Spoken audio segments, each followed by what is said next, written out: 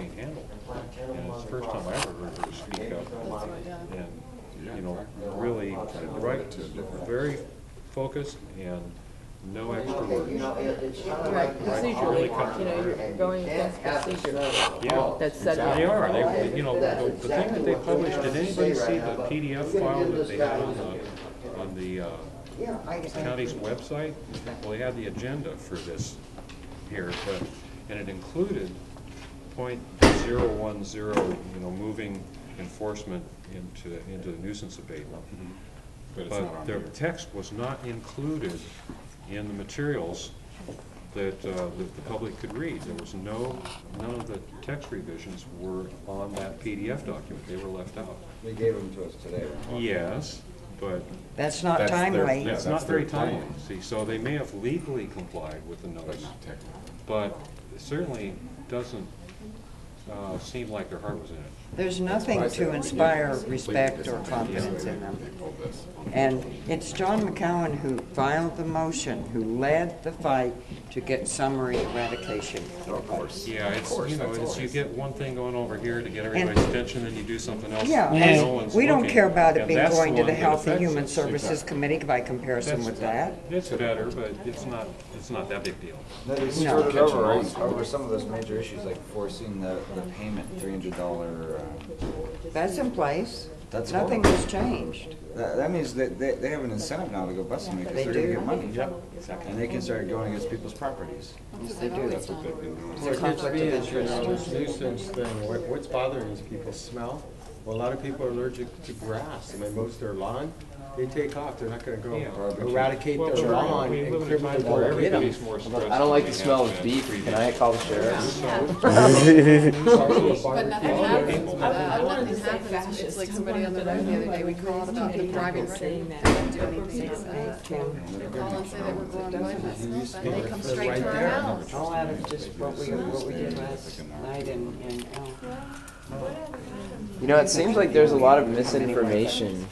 Like they were all saying 200 or 300 cases, where I heard you saying there was 500. 520? Yeah, and then no one really, and then he's going, well, we're not busting the small scale mom and pop guys, but that's bullshit because we know people who have been getting busted that way, and it's like. And Keith Falder has 66 cases, most of which are small medical That pros. doesn't mean that Almond personally favors that, but he doesn't really seem to have substantial control over what the deputies do. No, but he is their boss, and he can. If he doesn't have control, then who the hell does? He's supposed to be setting up guidelines. They all know about. But not training the deputies in them. It's okay to set them up as long as you don't tell anybody. Right. But still, whatever he I said. know, I heard on radio say, I've been hoping and praying that they know what to do. Yeah. That's not his job. His job is to train them, so. Hello. Hi, I'm Jim Lewis. Oh, yes, of course. What do you got to say? Good. Well, what I got to say is Yeah. I want to grow my medicine, Well, because he handed in. and I don't want anybody to have anything to do with it except me and my doctor. The talk of them going and checking out your garden, if your neighbors call and you're not home, you're down at the grocery store, they made an example. Right. It's for them to go on your property and look, make sure you got your zip tie. Nobody's going to go on my property while I ain't home. I mean, let's get back to the basics here.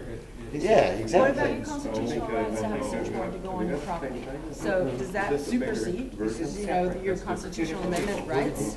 You know, now we have a real conflict, and that's why I said, we're gonna go to court over this. This isn't gonna be. Yeah, is this court worthy, Pebbles?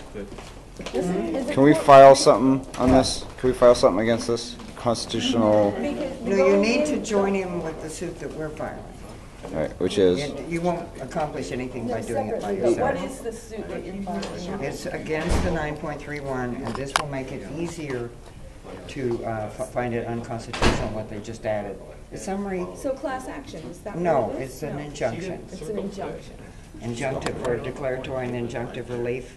So you declare the policy as unconstitutional, and you enjoin it to get relief. You know, they could just stop it, like a stop sign, right? Temporarily until the court decides. And then it wouldn't be in place. And then they'd have the 6 plant limit, but the Supreme Court could come along and void that. And then we'd have no limits. And that's why they're preparing this, because they know that it's very likely to, the 6-plant limit is likely to go out the window. The Kelly case. And the Funfocti, they're both taking up the same issue. So two separate cases between them on the same issue, it's very likely they'll say And no. that's a Colfax. Colfax was on it today. He was very good. Who's our lawyer for this? He was phenomenal. You guys want to go get Yeah. sushi? He was. We wasted our time. You want to be on our email list? Just couldn't get it. I just want sushi.